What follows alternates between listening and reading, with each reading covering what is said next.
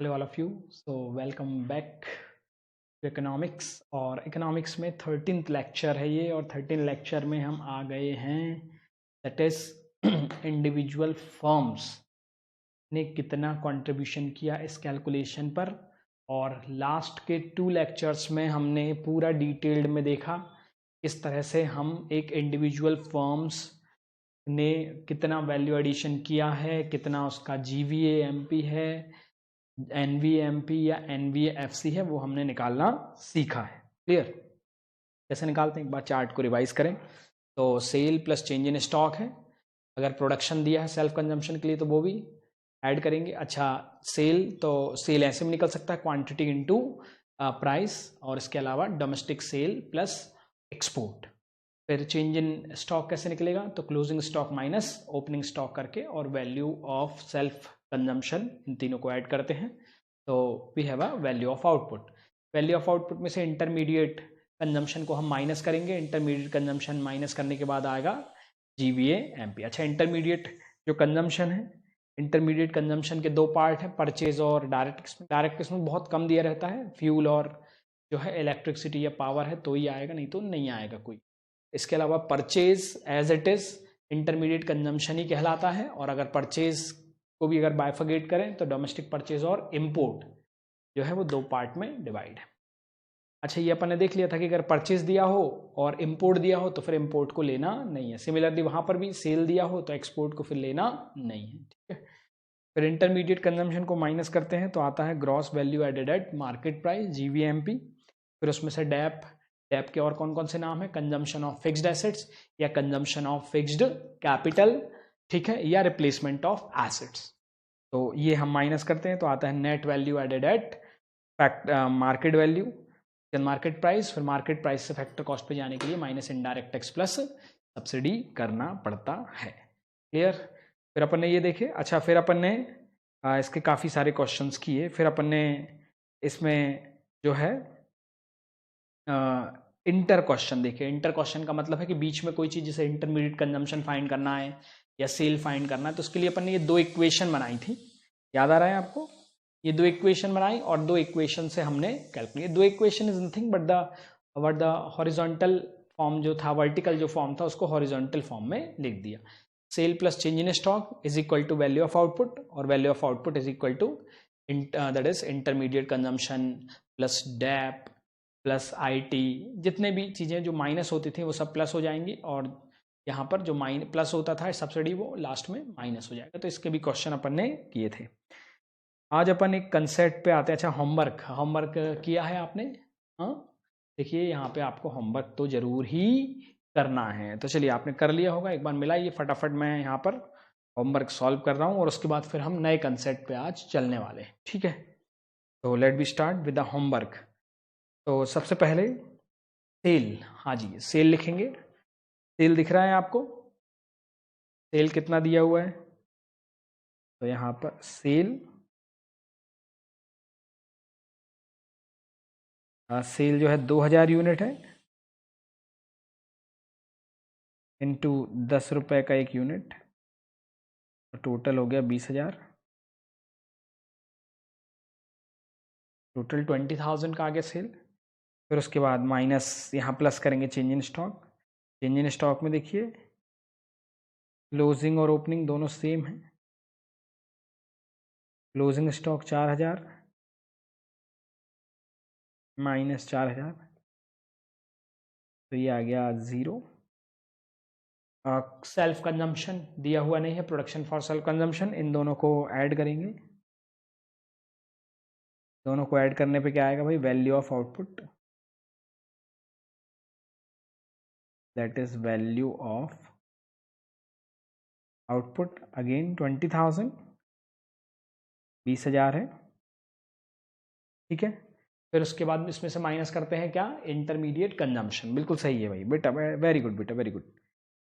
बहुत ही होशियार हैं आप तो यार बेटा, क्या कहना है। इंटरमीडिएट कंजम्पशन 12,000, बहुत बढ़िया बेटा। 12,000 माइनस कर देंगे तो आ जाएगा अपना GVA-MP, है ना? ये याद हो जाना चाहिए, बिल्कुल एकदम सटासट याद हो जाना चाहिए, मतलब बिल्कुल अपने को रटा हुआ रहना चाहिए। ठीक है, तो आ जाएगा GVMP, gross value added at market price 8,000, 20,000 में से, ठीक है, ब्रैकेट में कर लेते हैं ताकि अपने को समझ में आए, है ना, ब्रैकेट में करते जाइए ताकि माइनस करते समय अपने को याद हो कि इसे माइनस करना है। GVMP 8,000, फिर उसके बाद इसमें से डेप माइनस करेंगे। अच्छा, निकालना क्या है पहले वो भी देख लें अपन। देखो क्या निकालना है, gross value added at factor cost. अच्छा हुआ ना, सही टाइम पे देख लिया। ग्रॉस वैल्यू एडेड निकालना है, ग्रॉस वैल्यू एडेड निकालना है, तो इसका मतलब यहाँ पर डेप्रीशिएशन का कुछ भी नहीं होगा, क्योंकि ग्रॉस पर हम आ चुके हैं और ग्रॉस ही हमें चाहिए, इसलिए डेप्रेशन को माइनस नहीं करेंगे। और अब अपने को सिर्फ MP से FC पे चलना है। देखिए यहाँ पर पूछ क्या रहे हैं, यहाँ पर पूछ रहे हैं GVAFC, हम कहाँ पे आ गए हैं, GVAMP। तो MP से FC पे पहुंचने के लिए आपको पता है minus indirect tax plus subsidy, तो minus indirect tax, indirect tax GST होता है 3,500 रुपये, और सेल टैक्स 1,500, दोनों एक काम करते हैं, दोनों को प्लस करके लिख देते हैं, दैट इज 3,500 और 1,500, 3,500 प्लस 1,500, ये आ जाता है 5,000, 5,000 आ जाता है। उसके बाद फिर दैट इज GVAFC आ गया आंसर, GVAFC 3,000, ठीक है। सेल में से ओपनिंग और क्लोजिंग स्टॉक को कंसीडर करते हुए चेंज इन स्टॉक आया 0, ठीक है, चेंज इन स्टॉक 0 आ गया। और उसके बाद फिर इंटरमीडिएट कंजम्पशन माइनस किया उसमें से 12,000, तो आया 8,000 रुपये, और फिर IT सब्सिडी कहीं दिया हुआ नहीं है, ठीक है। क्लियर हुआ, तो एक्सपेक्टेड आपका भी यही आंसर आया कि नहीं आया, आया ना, गुड, वेरी गुड। अब आइए अगले क्वेश्चन पे, क्वेश्चन नंबर 2। यहाँ पर आपको निकालना है NVAFC, net value added at factor cost, net value added at factor cost. चलिए निकालते हैं net value added at factor cost. सबसे पहले टोटल सेल एक बार पढ़ लेते हैं। टोटल सेल है, डिक्रीज इन स्टॉक है, अब डायरेक्ट दे दिया डिक्रीज इन स्टॉक, तो क्या होने वाला है, माइनस होने वाला है। इंक्रीज इन स्टॉक होता, इंक्रीज इन स्टॉक का मतलब closing is more than opening, decrease in stock का मतलब होता है closing is less than opening, closing कम है इसलिए क्या हो जाएगा, माइनस हो जाएगा, ठीक है। फिर उसके बाद प्रोडक्शन फॉर सेल्फ कंजम्पशन दिया हुआ है, वो ऐड होगा, है ना, वैल्यू ऑफ आउटपुट। फिर उसके बाद परचेज ऑफ रॉ मटेरियल है, एक्सपोर्ट है, मेरे को बताइए एक्सपोर्ट का कुछ करेंगे क्या, एक्सपोर्ट का कुछ करना है क्या, जब टोटल सेल ऑलरेडी ऊपर दे दिया है तो इसका मतलब export is included in the total sale, तो ये एक्सपोर्ट का कुछ भी नहीं होगा सर, आ रहा ना समझ में, ये एक्सपोर्ट का कुछ भी नहीं होगा क्योंकि ऑलरेडी ये टोटल सेल में जुड़ा हुआ है, क्लियर। फिर उसके बाद इलेक्ट्रिसिटी चार्जेस हैं, ठीक है, इलेक्ट्रिक, ये अदर एक्सपेंस है, इस वाले क्वेश्चन में दिया हुआ है ना, दोनों दिए हुए हैं, प्रोडक्शन फॉर सेल्फ कंजम्पशन भी दिया है जो वैल्यू ऑफ आउटपुट में ऐड होगा, और इलेक्ट्रिसिटी चार्जेस भी दिए हुए हैं जो कि इंटरमीडिएट कंजम्पशन के समय ऐड होंगे। फिर उसके बाद इलेक्ट्रिसिटी चार्जेस है, यूज होगा इनकम टैक्स, इनकम टैक्स का यूज होगा, ऐसा नहीं है कि टैक्स देख के जोड़ना, income tax is one of the direct tax, indirect tax नहीं है, income tax is not indirect tax, income tax is direct tax, second वाले चैप्टर में देखा है अपन ने, इसलिए इस इनकम टैक्स का भी कुछ भी नहीं होगा बेटा, ये इनकम टैक्स का भी कुछ भी नहीं होगा, क्लियर। फिर एक्साइज ड्यूटी, एक्साइज ड्यूटी एक प्रकार का क्या है, इनडायरेक्ट टैक्स है, और उसके बाद सब्सिडी, ठीक है। तो इतनी सब चीज़ें दी हुई हैं, तो चलिए करते हैं कैलकुलेट फटाफट बिना टाइम वेस्ट किए हुए, तो यही कर देते हैं, यहाँ से स्टार्ट करते हैं। सबसे पहले सेल दिया हुआ है, टोटल सेल को ही अकेले को लेना है, 1,000 दिया हुआ है अलग ही, आप चाहे तो कॉलम बना के पर्टिकुलर और अमाउंट इन क्रोर्स में ले लेंगे, ठीक है। फिर माइनस करेंगे डिक्रीज इन स्टॉक, अगर इंक्रीज होता तो ऐड करते बेटा, डिक्रीज इन स्टॉक है तो माइनस करेंगे 70, तो ये ब्रैकेट में हम कर देते हैं ताकि अपने को याद रहे माइनस करना है, plus production for self consumption, production for self consumption,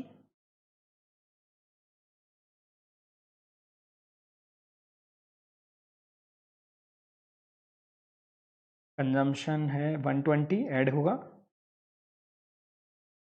ठीक है। अब इन तीनों से आने वाला है क्या, वैल्यू ऑफ आउटपुट, तीनों को sale minus decrease in stock और plus production for self consumption, इन तीनों से क्या आने वाला है, इन तीनों से आने वाला है वैल्यू ऑफ आउटपुट,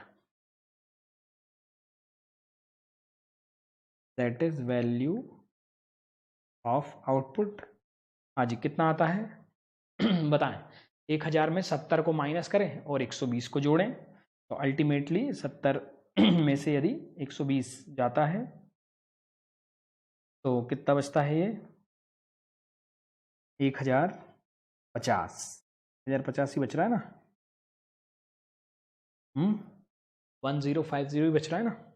70 को माइनस किया, फिर 70 को वापस से प्लस किया और 50 को और प्लस किया, 1050 माइनस करेंगे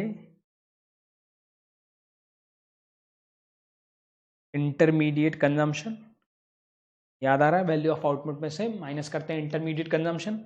अब इंटरमीडिएट कंजम्पशन में देखिए यहाँ पर दो चीज़ें दी हुई है, एक दिया हुआ है purchase of raw material, sorry purchase of, ये कहाँ ले लिया मैंने, परचेज ऑफ रॉ मटेरियल दिया हुआ है, ये परचेज ऑफ रॉ मटेरियल, और इसके अलावा इलेक्ट्रिसिटी चार्जेस, परचेज और अदर एक्सपेंस, ये दोनों मिलके क्या बनते हैं, इंटरमीडिएट कंजम्पशन बनते हैं। मैंने बोला ना कि जनरली इलेक्ट्रिसिटी चार्जेस, पावर या फ्यूल, बस इतना ही इसमें आएगा, और इसके अलावा परचेज ऑफ रॉ मटेरियल आएगा, ठीक है, याद आ रहा है ये। तो इसी को मिलके क्या बनता है, इंटरमीडिएट कंजम्पशन। इंटरमीडिएट कंजम्पशन में इन दोनों को अपन ऐड करेंगे, 300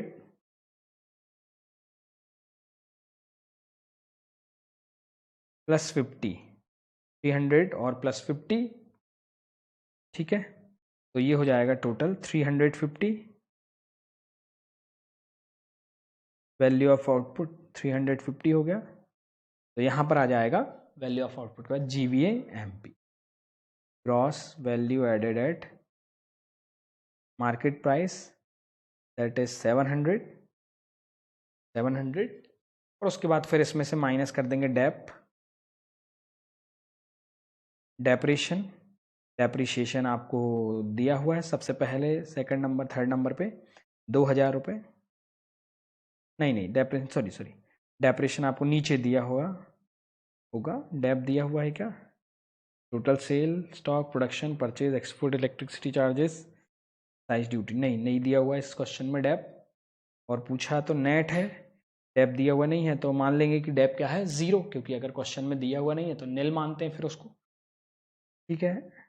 एक बार और देख लेते हैं, डिक्रीज प्रोडक्शन, परचेज, एक्सपोर्ट तो नहीं आएगा, इलेक्ट्रिसिटी हो गया, एक्साइज ड्यूटी, इनकम टैक्स नहीं दिया, 0 मान लेते हैं, तो ये आ जाएगा,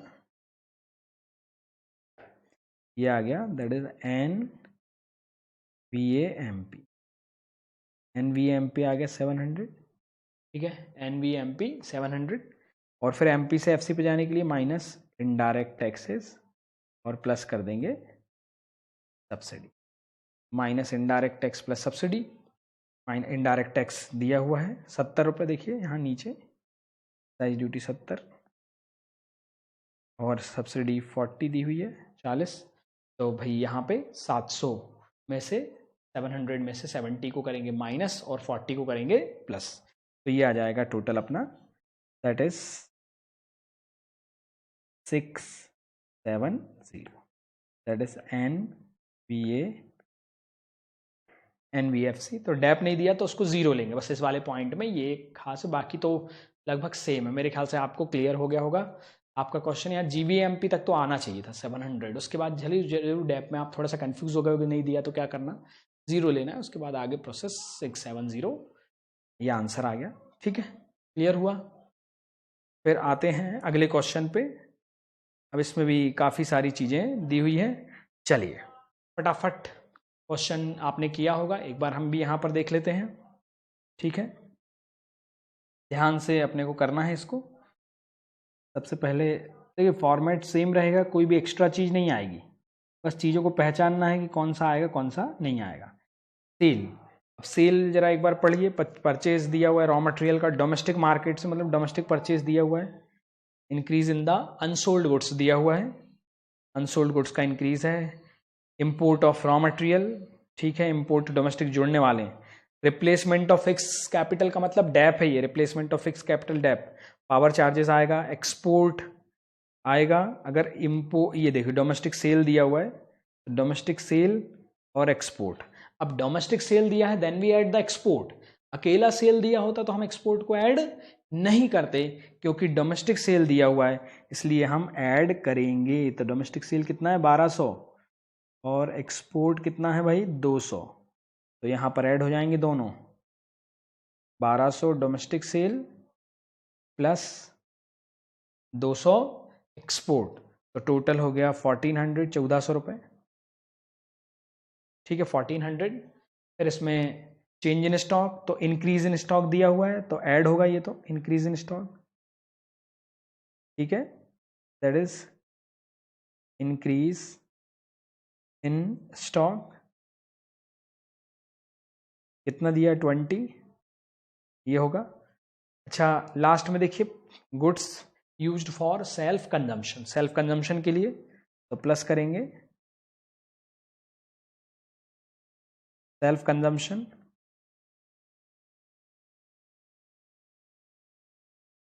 सेल्फ कंजम्पशन 10, ठीक है। तीनों को अपन ने क्या कर दिया भाई ऐड कर दिया, तो ये आ जाएगा वैल्यू ऑफ आउटपुट।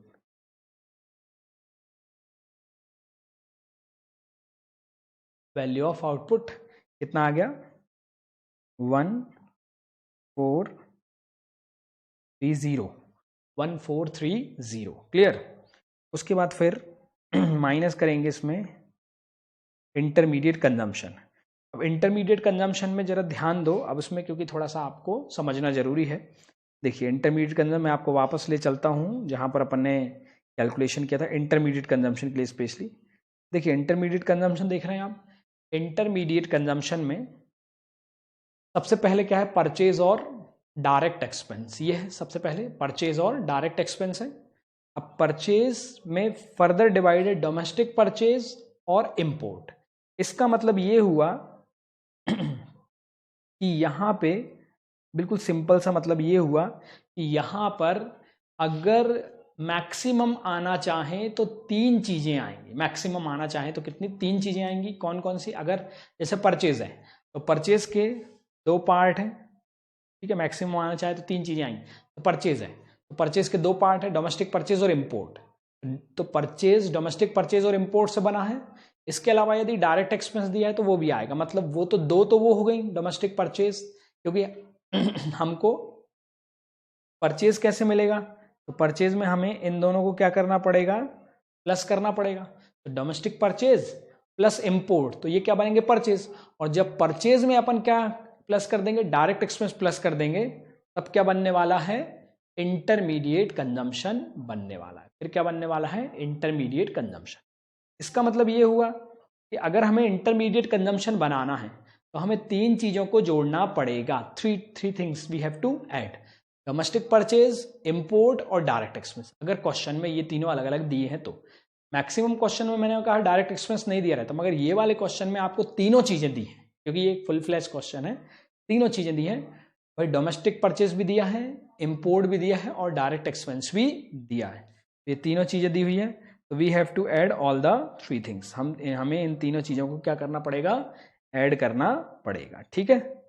आया समझ में, क्लियर हुआ? तो चलिए ऐड करते हैं। इंटरमीडिएट कंजम्पशन में क्या क्या ऐड होने वाला देखिए। परचेज सबसे पहले पहला पॉइंट है परचेज, तो 400 प्लस, तो ये हो गया पहला परचेज। फिर आप देखेंगे import of raw material number 3 पे है 120 प्लस, इसके अलावा पावर चार्जेस नंबर 6 पर है, पावर चार्जेस जो है 20, ठीक है। तो 400 प्लस 120 प्लस 20, तो ये हो गया 540, तो ये आ जाएगा GVAM, GVAMP, तो ये 0 आ गया, 9, 13 में से 4 गया, फिर यहाँ पे बचा 3, 13 में से 5 गया तो यहाँ पर बचा 890 आ गया GVA-MP। क्लियर, GVA-MP कितना आ गया 890। फिर उसके बाद इसमें से डेप माइनस करेंगे, क्योंकि हमसे क्वेश्चन में 3rd नंबर का पॉइंट NVA-FC पूछा है। बाकी 2 तो हमने निकाल दिए हैं, वैल्यू ऑफ आउटपुट और इंटरमीडिएट, ये वाला। डेप, तो डेप क्या है, रिप्लेसमेंट ऑफ फिक्स्ड कैपिटल। याद रखिए, इंपोर्ट ऑफ मशीनरी का परचेज मैंने पहले ही बताया था कुछ नहीं होता।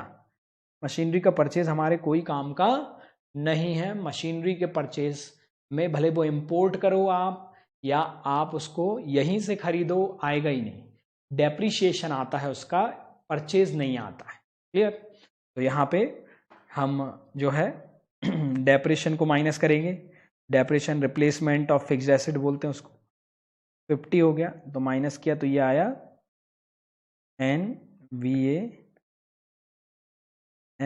That is 840। अब यहां पर MP से FC के लिए आपको पता है क्या करते हैं, minus indirect tax plus subsidy, indirect tax और सब्सिडी। तो इनडायरेक्ट टैक्सेस जो है, देखिए इनडायरेक्ट टैक्स आपको दिया हुआ वैल्यू एडेड टैक्स, ये जो वैट दिया है एक्चुअल में ये इनडायरेक्ट टैक्स है।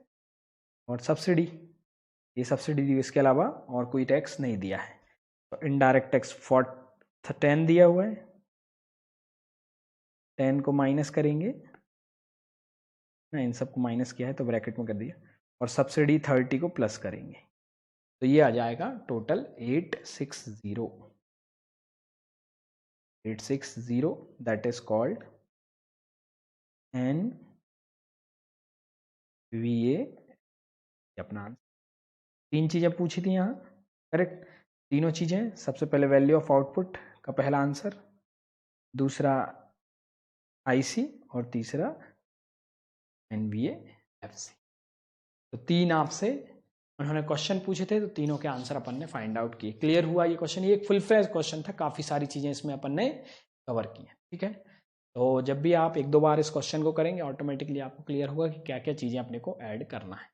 और हमें कुछ नहीं करना, जो जो चीज़ कंसीडर करते जा रहे हैं उस पर टिक लगाते जाएंगे, ताकि कंफ्यूजन ना हो। और इरेलीवेंट चीज़ अगर कोई है, जैसे परचेज ऑफ मशीन था यहाँ पर, इंपोर्ट ऑफ मशीन, तो उसका कुछ भी नहीं होगा। क्लियर, बस इतना अपने को ध्यान रखना है। क्लियर हुआ यहाँ तक? तो ये अपना एक इम्पॉर्टेंट एरिया अपन ने देखा। मेरे ख्याल से आपको ये क्लियर हुआ होगा। एनी पॉइंट, एनी डाउट इसमें? हाँ जी, कोई भी डाउट है तो प्लीज़ आप कांटेक्ट करिए। ठीक है, बिल्कुल डाउट में रहना नहीं है। ओके, चलिए तो अब बढ़ते हैं अगले टॉपिक की तरफ, that is inter firm transactions. तो ये इंटर फर्म ट्रांजैक्शंस क्या होते हैं वो देखते हैं। That is the very very interesting as well as थोड़ा सा टेक्निकल है, तो ध्यान देना है। तो ये फॉर्मेट तो वही रहेगा, फॉर्मेट में कोई चेंज नहीं होगा, बट अब हमें एक से ज़्यादा फर्म के GVA कैसे कैलकुलेट होते हैं वो हमें यहाँ पर फाइंड आउट करना है। अभी तक हम एक फर्म का GVA कैलकुलेट कर रहे थे, अब एक से ज़्यादा। कुछ नहीं करना, वही सेम, एक से ज़्यादा फर्मों का सेल दिया रहेगा, एक से ज़्यादा फर्मों का ओपनिंग और क्लोजिंग स्टॉक दिया रहेगा, एक से ज़्यादा फर्मों का इंटरमीडिएट कंजम्पशन दिया रहेगा, बिल्कुल वैसे ही। ठीक है, बिल्कुल जैसा हम कर रहे थे बिल्कुल वैसे ही हमें करना है। सिर्फ एक से ज़्यादा फर्म्स के ट्रांजैक्शन यहाँ पर दिए हुए होंगे, पहली चीज़। एक और चीज़ जो हमें ध्यान से यहाँ पर समझना है, करेक्ट, वो है इंटर फर्म ट्रांजैक्शंस को। अभी इंटर फर्म ट्रांजैक्शन क्या होते हैं, पहले हम यहाँ पे एक एग्जाम्पल लेते हैं और फिर अपन देखते हैं। यहाँ पर मैं इस क्वेश्चन को आसान बनाने के लिए सेल, चेंज इन स्टॉक और इंटरमीडिएट को अपन परचेज ले रहे हैं। बस सेल, चेंज इन स्टॉक अगर आएगा तो चेंज इन स्टॉक को लेंगे, और इंटरमीडिएट। देखिए, जो जो क्वेश्चन में दिया होता है सिर्फ हम उन्हीं को यहाँ पर लिखते हैं। ठीक है, तो मान के चलिए क्या क्या दिया हुआ है। देखिए भाई, सबसे पहले सेल दिया हुआ है, तो हम यहाँ पे सेल लिख लेंगे। ठीक है, सेल लिख लिया। फिर हमने लिखा चेंज इन स्टॉक, तो ये सेल आ गया, ये चेंज इन स्टॉक। दोनों को ऐड किया तो क्या आ गया भाई, वैल्यू ऑफ आउटपुट, है ना। यहाँ पर भी तो ये वैल्यू ऑफ आउटपुट आ गया, यहाँ पर भी ऐड किया तो ये वैल्यू ऑफ आउटपुट आ गया, तीनों फॉर्म का क्या आ गया, वैल्यू ऑफ आउटपुट। माइनस किया इंटरमीडिएट कंजम्पशन, या मैं इसको परचेज लिखता हूँ, परचेज, ठीक है, परचेज लिखता हूँ। तो ये तीनों का परचेज या इंटरमीडिएट कंजम्पशन आ गया, तो ये आ गया दैट इज GVA/MP, GVA/MP आ जाएगा यहाँ, ठीक है। और सेम है वही प्रोसीजर, GVA/MP में से फिर डेप माइनस कर देंगे तो NVA/MP आ जाएगा, और उसके बाद फिर minus indirect tax plus subsidy, तो वो प्रोसीजर सेम है, उसमें कोई चेंज नहीं है। अब यहाँ पे थोड़ा सा हमें कुछ चीज़ों पर ध्यान देना है, ठीक है। अब देखिए सेल, करेक्ट, जैसे अब मैं थोड़ा सा यहाँ पे सिर्फ सेल और परचेज के बारे में अपन बात कर रहे हैं, बाकी चीज़ों को मैं थोड़ी देर के लिए हटाता हूँ, ठीक है, वापस से लिखवा देंगे, कोई दिक्कत नहीं है। सिर्फ सेल और परचेज की यहाँ पर हम बात कर रहे हैं कि भाई सेल और परचेज किस तरह से दिए हुए होते हैं। तो भाई सेल है, सबसे पहले similarly sale by firm A, sale by firm B, sale by firm C, simple sale दिया है तो सेल में आ जाएगा। Purchase by firm A, purchase by firm B, purchase by firm C, purchase दिया है तो परचेज में आ जाएगा। ज्यादातर सेल में से परचेज को माइनस करेंगे तो GVA आ जाएगा, कुछ और नहीं दिया है तो, है ना। बाकी चेंज इन स्टॉक वगैरह दिया है तो लेंगे, अगर कुछ नहीं दिया है तो नहीं लेंगे। जैसे यहां पर आप देख सकते हैं क्वेश्चन नंबर 1 में, पर पहले उसके पहले एक दो चीजें और मैं यहाँ पे एक्सप्लेन करूं, फिर अपन क्वेश्चन करेंगे। अब देखिए कई बार क्या होता है, इंटर फर्म ट्रांजैक्शंस आते हैं। इंडिविजुअल अगर सेल और परचेज दिया है तो कोई दिक्कत नहीं है, सेल के कॉलम में सेल लिख देंगे, परचेज के कॉलम में परचेज लिख देंगे, यहां पर कोई प्रॉब्लम नहीं आती, ठीक है। प्रॉब्लम कहां आती है, तो प्रॉब्लम यहां आती है जब आपको दिया जाता है inter firm transaction. Inter firm transaction का मतलब है, मान के चलिए एक क्वेश्चन दिया हुआ है कि भाई फर्म ए ने फर्म बी को सेल किया, ये फर्म ए ने फर्म बी को सेल किया 500 रुपए, तो ये क्या है, इंटर फर्म ट्रांजैक्शन है। तो इंटर फर्म ट्रांजैक्शन होगा तो भाई फर्म ए के सेल में आएगा और फर्म बी के परचेज, मतलब एक ही लाइन में दो जगह हमें उसको रिकॉर्ड करना पड़ेगा। ऐसा अलग से कहीं नहीं लिखा रहेगा कि फर्म बी ने भी परचेज किया, ऐसा अलग से कहीं लिखा हुआ नहीं है, सिर्फ एक ही चीज लिखी रहेगी कि फर्म ने सेल किया, बस क्लियर हुआ। सिर्फ एक ही चीज लिखी रहेगी कि फर्म ने सेल किया, कहीं ऐसा लिखा हुआ नहीं रहेगा कि फर्म बी ने भी परचेज किया, कोई ऐसी दूसरी लाइन लिखी नहीं रहेगी, इतना ही लिखा रहेगा फर्म ए ने बी को सेल किया। अब जैसे ए ने बी को 500 का सेल किया तो इसका मतलब क्या हुआ, इसका मतलब यह है कि अब वो फर्म ए के सेल में आएगा और बी के परचेज में आएगा, ये बी के काय में आएगा, परचेज में आया कि नहीं समझ में। तो जैसे ये इंटर फर्म ट्रांजैक्शन आपको दिए हुए होंगे तो you have to record this inter firm transaction at a 2 place, 2 places पे आपको रिकॉर्ड करने पड़ेंगे, ठीक है। पहली चीज क्लियर हुआ। जैसे मान के एक और एग्जांपल लेते हैं कि भाई बी ने फर्म सी को बेचा, बी ने सी को 2000 रुपए का सेल किया, तो भाई बी ने बेचा तो बी के सेल के कॉलम में लिख देंगे, सेल का कॉलम है ऊपर वाला, बी ने बेचा, किसको बेचा, सी को बेचा, तो सी के परचेज में लिख देंगे, ठीक है, इस तरह से आ गया, करेक्ट। तो बी ने सी को बेचा तो बी के सेल में वाले कॉलम में और सी के परचेज वाले कॉलम में हमें लिखना पड़ेगा, क्लियर। तो ये एक चीज होगी। एक और चीज ध्यान दी जाए यहां पे कि भाई इस तरह के इंटर फर्म जो ट्रांजैक्शंस हैं, करेक्ट, उनको 2 कॉलम में हमें लिखना है। अगर मान के चलिए सेंटेंस को उल्टा कर दो कि भाई सी ने बी से 2000 का परचेज किया, सी ने बी से 2000 का परचेज किया, तो सी के तो परचेज में आ गया और बी के काय में आ जाएगा, सेल में आ जाएगा, सी के परचेज में और बी के सेल में आ जाएगा, बात वही है।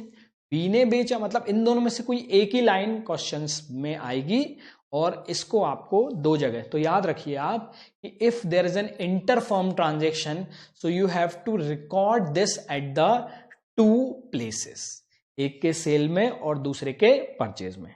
तो पहली चीज नोट में हमें लिखना है, नोट में हम लिखेंगे इफ नंबर 1, नोट नंबर 1,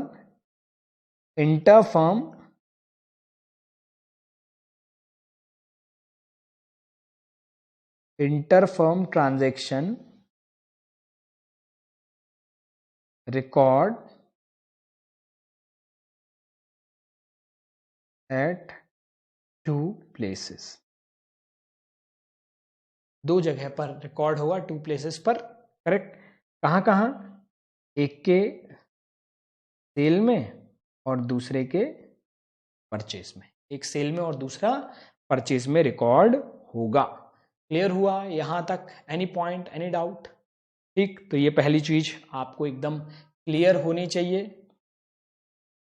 ठीक है, उसके बाद फिर अलग अलग भी लिख सकते हैं कि भाई अगर इंटरफर्म ट्रांजैक्शन नहीं दिया, जैसे ए ने गवर्नमेंट को सेल किया 2000 रुपए का, या सपोज 1500 रुपए का सेल किया, ए ने गवर्नमेंट को 1500 का सेल किया तो सिर्फ ए के सेल में आएगा। ए ने हाउस होल्ड को 500 रुपए का सेल किया तो ये 500 रुपए का सेल आ गया। ए ने जो है फॉर एग्जाम्पल के लिए एच फर्म को सेल किया, मतलब वो जो यहां पर नहीं है, यहां पर सिर्फ एबीसी है, तो जो चीज यहां, जो फर्म यहां नहीं है, यदि उसको सेल करते हैं तो वो एक ही तरफ रिकॉर्ड होता है, वो फिर 2 तरफ रिकॉर्ड नहीं होता, एक ही तरफ वो रिकॉर्ड होता है। अगर इंटर आपस में जो 3 फर्मों के बारे में यहां दिया गया है, अगर उन 3 फर्मों की बात कर रहे हैं आप, तो फिर वो 2 जगह रिकॉर्ड होने वाला है, तो फिर वो 2 जगह रिकॉर्ड होने वाला। क्लियर? समझ में आया? Any point? क्लियर हुआ? तो अब देखिए यहां पे अपन क्वेश्चन करते हैं एक, और उसके बाद फिर अपन कुछ चीजें और यहां पर देखने वाले हैं। तो बिल्कुल सिंपल क्वेश्चन है, क्वेश्चन नंबर 1। सिर्फ अपने को क्या लेना है? सेल और परचेज। तो यहां 2 फर्म है, तो भाई 2 फर्म है, तो यहां पर पर्टिकुलर फर्म ए और ये फर्म बी, फर्म ए और फर्म बी, पर्टिकुलर फर्म ए और फर्म बी। अब पर्टिकुलर में सबसे पहले आप यहां लिख दीजिए सेल। अब जो सेल का अमाउंट है वो सब आता चला जाएगा। डोमेस्टिक सेल, अब डोमेस्टिक सेल वही वाला कंसेप्ट आ गया, डोमेस्टिक और एक्सपोर्ट, तो वो भी ध्यान में रखते हुए अपने को बढ़ना है। तो डोमेस्टिक सेल 4000 का है, ठीक है। अब किसी को दिया नहीं है, किसको किया, तो सिंपल सेल के कॉलम में लिख देंगे, ठीक है। चाहो तो यहाँ पे ब्रैकेट में अपन लिख भी देंगे सेल में डोमेस्टिक सेल, ठीक है। फिर एक्सपोर्ट, तो एक्सपोर्ट अलग से लिखेंगे क्योंकि डोमेस्टिक सेल में एक्सपोर्ट इंक्लूड नहीं होता है, अलग से 1000, ठीक है। बिल्कुल सिंपल क्वेश्चन है, सेल का सेल वाले कॉलम में, परचेज का परचेज वाले कॉलम में, कोई दिक्कत नहीं है। फिर उसके बाद परचेज बाय फर्म ए, कहीं कोई इंटर फर्म ट्रांजेक्शन नहीं है, बिल्कुल सिंपल सिंपल लिखते चले जाना है। तो भाई purchase by firm A, purchase 200 रुपए का परचेज किया है, तो ये ए के कॉलम में लिख दिया 200। फिर उसके बाद sale by firm B, B ने सेल किया, कितना किया भाई? दैट इज 2940, और परचेज बाय फर्म बी 1300, ठीक है। बस और कुछ है नहीं, कोई इंटरफर्म ट्रांजैक्शन पहले क्वेश्चन में नहीं है, सिर्फ सेल के बारे में दिया है दोनों फर्मों के, और परचेज के बारे में दिया है। सेल के बारे में दिया है तो सेल के कॉलम में आ गया, परचेज के बारे में दिया हुआ है तो परचेज के कॉलम में आ गया। तो टोटल आ गया ये 5000 में से अब ये आ गया अपना, परचेज को माइनस करेंगे तो GVA MP, तो ये आ गया 4800, और यहाँ पर अगेन टोटल तो इतना ही आएगा, 2940 में से 1300 गया तो ये आया 1640, बस ये आ गया GVA, ठीक। और अगर GDP निकालना है तो दोनों फर्मों के GVA को क्या कर देंगे? ऐड कर देंगे, ठीक है। वैसे तो वैल्यू एडेड ही पूछा है, तो दोनों फर्मों के इसको ऐड कर देंगे। क्लियर हुआ? समझ में आया? तो यहां पर कोई इंटरफर्म ट्रांजैक्शन नहीं था, ठीक। उसके बाद फिर क्वेश्चन नंबर 2 पे चलने से पहले एक और चीज डिस्कस करना है। तो इंटरफर्म ट्रांजैक्शन का मीनिंग तो आप समझ गए होंगे, ठीक है। एक नॉर्मल क्वेश्चन अपन ने किया, और इंटरफर्म ट्रांजैक्शन मैंने आपको डिस्कस किया। इंटरफर्म ट्रांजैक्शन का मतलब होता है एक फर्म दूसरे फर्म को क्या कर रही है, सेल कर रही है, एक फर्म दूसरे फर्म को बेच रही है। तो जो बेच रही है उसके सेल के कॉलम में और जो खरीद रही है उसके परचेज के कॉलम में आएगा। क्लियर?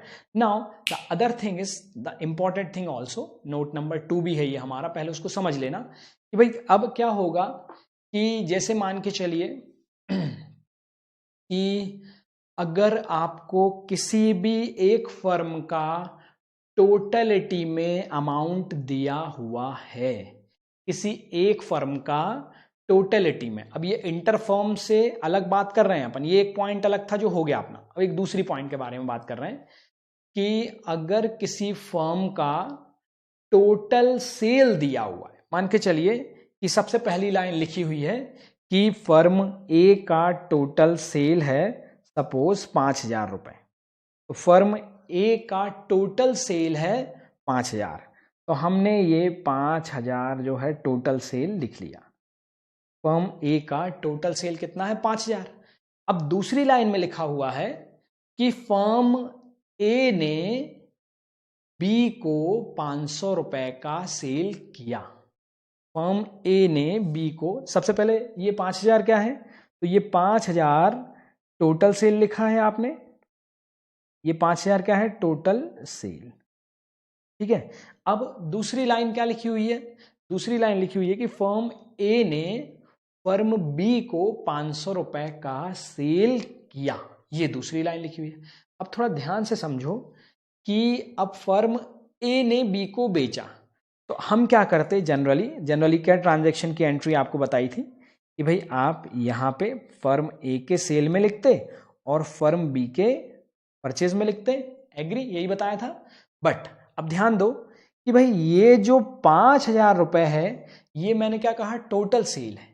टोटल सेल का मतलब है कि अब ये जो 500 रुपए हैं, ये 500 रुपए ऑलरेडी इस 5,000 में क्या होंगे, जुड़े हुए होंगे, क्योंकि ये फर्म ए का टोटल सेल है, जो उसने टोटल सेल किया है वो है, भले उसने इंटरफर्म किया हो या बाहर किया हो, ये 5,000 फर्म का टोटल सेल। अब क्योंकि 5,000 टोटल सेल है इसलिए ये 500 रुपए इसमें जुड़ा हुआ है। इसका मतलब ये है कि हम इस 500 को यहां पर नहीं लिखेंगे क्योंकि यहां टोटल दिया है, करेक्ट, मगर परचेज में बी के लिखना पड़ेगा। मतलब यदि टोटल दिया हुआ है तो फिर उसके सेल कॉलम में हम कुछ भी सेल इंक्लूड नहीं करते, है ना। पहले नंबर, पहली लाइन क्या थी, टोटल सेल बाय फर्म ए 5,000, तो वो लिख दिया 5,000। फिर सेकंड लाइन क्या थी, फर्म ए ने बी को बेचा 500, तो हम क्या करेंगे कि फर्म बी में तो लिखेंगे परचेज, मगर फर्म ए में सेल क्यों नहीं लिखेंगे, क्योंकि वहां टोटल सेल ऑलरेडी हमने लिख दिया। अब मान के चलिए थर्ड लाइन दी, फर्म ए ने गवर्नमेंट को बेचा 200, उसको भी नहीं लिखेंगे, क्यों, क्योंकि भाई जब टोटल दे दिया तो फिर छुटकर पुटकर सेल लिखने की जरूरत नहीं है। जब आपको टोटलिटी में दे दिया है तो फिर हम कितना भी दूसरों को नाम ले ले के सेल करेंगे, गवर्नमेंट को इतना दिया, बी को इतना दिया, हाउस होल्ड को इतना दिया, किसी को इतना दिया, उसको इतना दिया, तो फिर वो सेल लिखने की बिल्कुल भी जरूरत नहीं है। क्लियर हुआ, समझ में आया। तो when there is an total is given, जब टोटल दिया जाता है तो फिर दूसरे सेल नहीं आते उस कॉलम में। तो यहां पर नोट नंबर 2 लिख लेंगे हम, note number 2, if total sale या अकेला सेल भी लिखा है, sale of particular firm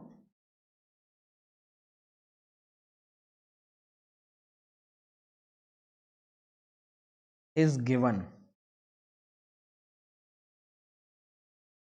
if total sale या sale of the particular firm is given, then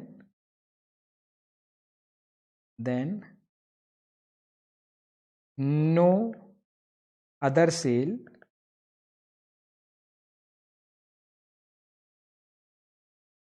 will be considered, no other sale will be consider, कोई भी दूसरा सेल यहां पर कंसीडर नहीं होगा। क्लियर हुआ? 2 पॉइंट। पहला पॉइंट अपन ने इंटर फर्म पढ़ा।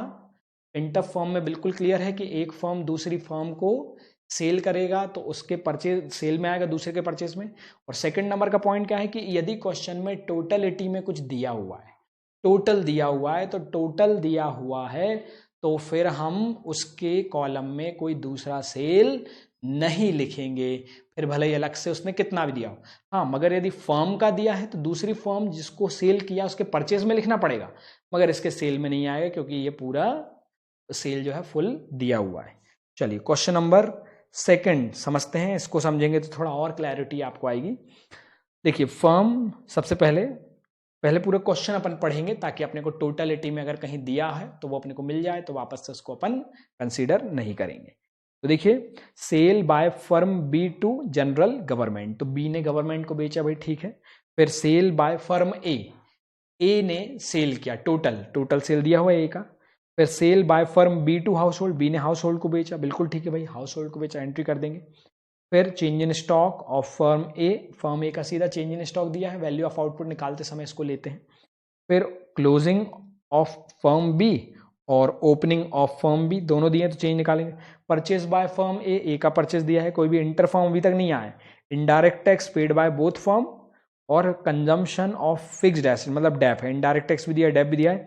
अब देखिए 10वें नंबर का पॉइंट है इंटर सेल दिया हुआ है, sale by firm A to B, A to B, तो जब ए का टोटल दिया हुआ है, सेकंड नंबर के पॉइंट पे जब ए का टोटल दिया हुआ है तो फिर ए के सेल में ना लिख के सिर्फ बी के यहां परचेज में हमें लिखना पड़ेगा। क्लियर?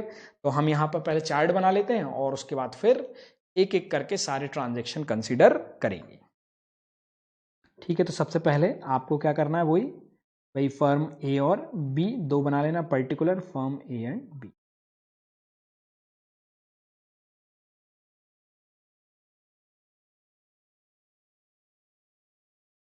तो यहां पर्टिकुलर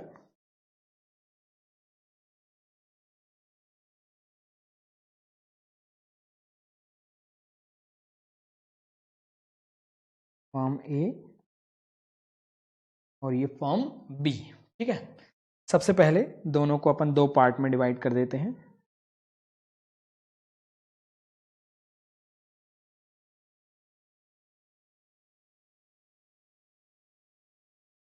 है ना, टोटल सेल और यहां पर अपना जीवीए आ जाए, टोटल सेल और परचेज। तो सबसे पहले यहां पर लिख लेते हैं सेल।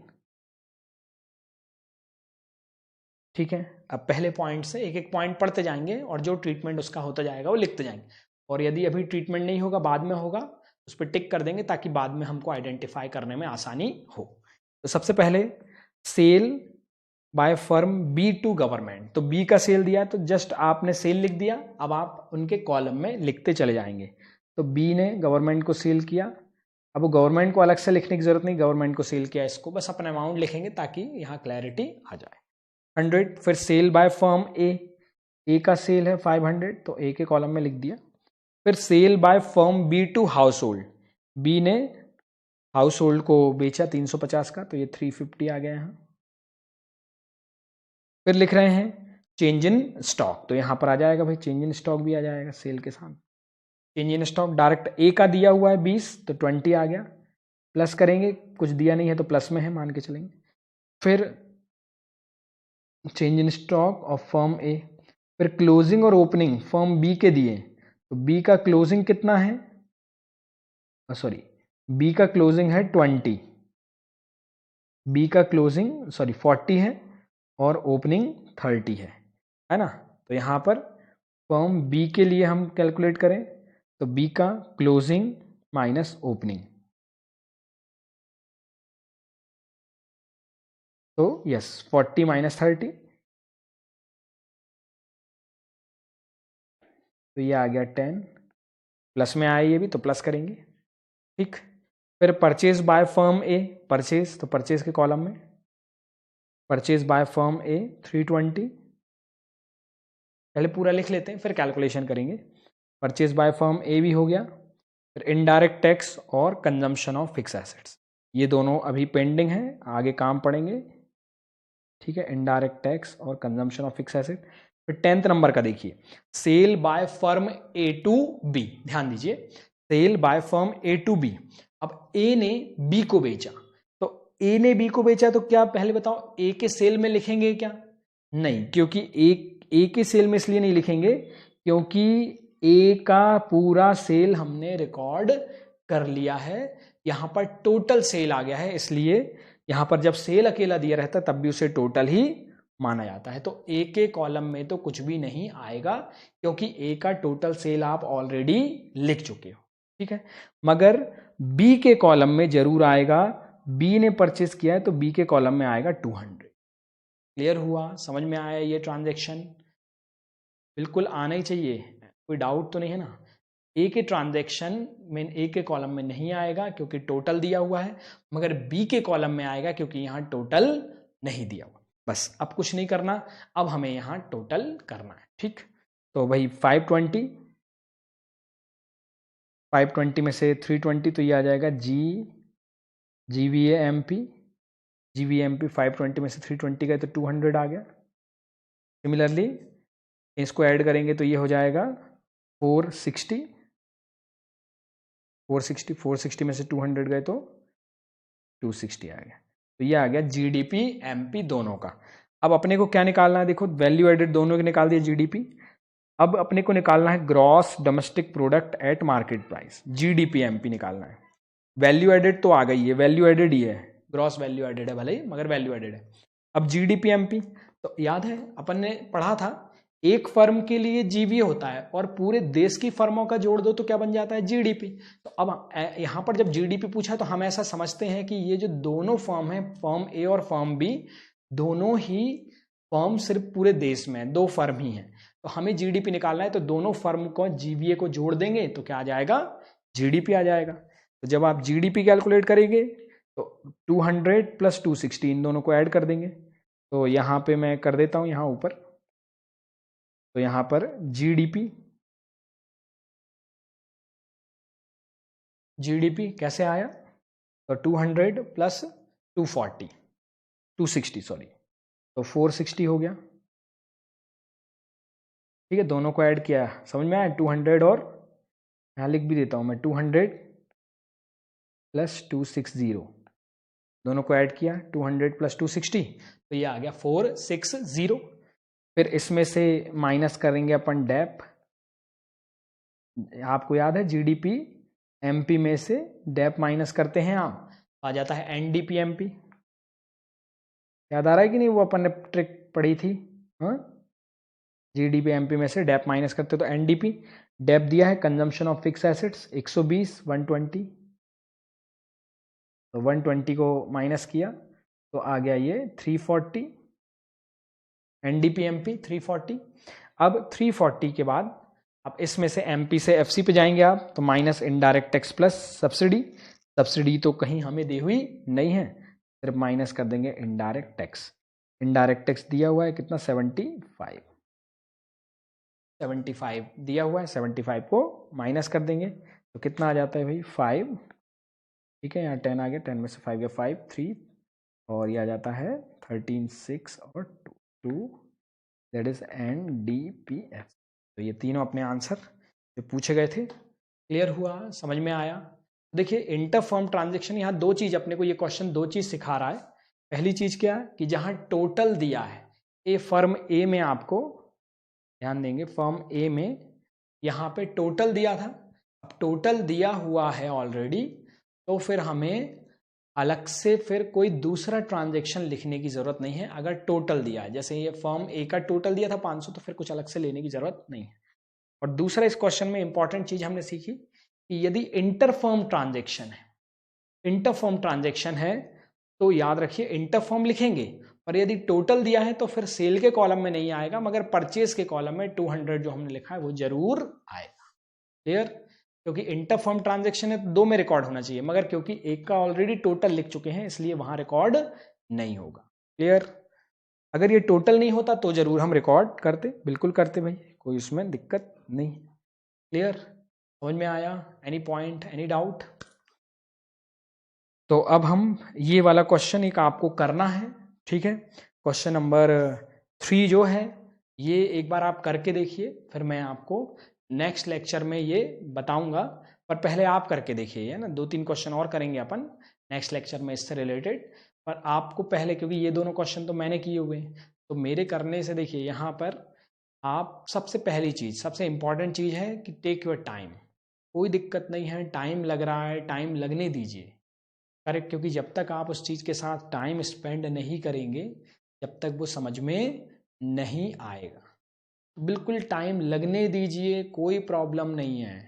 बी रिलैक्स्ड, करेक्ट, आराम से करिए, मगर सही आना चाहिए। क्योंकि क्या होता है कि जब हम किसी नई चीज़ को सीखते हैं, हमें बिल्कुल भी जल्दबाजी नहीं करनी। जल्दबाजी में गड़बड़ी हो जाती है। जैसे आपने गाड़ी सीखी है, तो ऐसा थोड़ी है कि गाड़ी पे बैठते से 80 पे भगाने लगे गाड़ी। नहीं, पहले धीरे धीरे धीरे, पहले तो हम लड़काते हैं उसको हैंड से। तो बिल्कुल टाइम को टाइम देते हैं, तो बस क्वेश्चंस को, कंसेप्ट को, सब्जेक्ट को आपको टाइम देना है। ठीक है, तो बिल्कुल आराम से टाइम दीजिए और अपना एटीट्यूड रखिए कि भाई हमसे 100% बनेगा। क्योंकि अभी ये क्वेश्चन है, मैं आपको बता दूं, थोड़ी सी टेक्निकलिटी आगे चल के बढ़ती चली जाएगी, है ना। तो बिल्कुल आराम से टाइम दीजिए अपने आप को, क्वेश्चन को आराम से करिए और बिल्कुल आसानी से क्वेश्चन ये बन जाएगा, कोई प्रॉब्लम नहीं है। सिर्फ आपके एटीट्यूड का खेल, भाई आपको ये कॉन्फिडेंस होना चाहिए कि 100% हमारा आंसर एकदम सही आएगा। ये आप में एटीट्यूड होना ही चाहिए। करेक्ट, मेरे को अब ये स्टोरी याद आ रही है, तो मैं स्टोरी आपके साथ ये शेयर कर रहा हूँ कि भाई एक बार क्या होता है कि one of the suppose manufacturing company है, शूज़ मैन्युफैक्चरिंग कंपनी। तो ये जो शूज़ मैन्युफैक्चरिंग कंपनी है, ये बहुत फेमस जापान की है। सपोज जापान की शूज़ मैन्युफैक्चरिंग कंपनीज है और बहुत फेमस है। करेक्ट, अब देखिए, ध्यान दें कि भाई वहाँ पर क्या होता है कि उनको एक किसी देश की एक पर्टिकुलर सिटी में इन्वेस्टमेंट करना है, प्लांट लगाना है। 1000 करोड़ रुपए का सपोज इन्वेस्टमेंट है, there is an huge investment.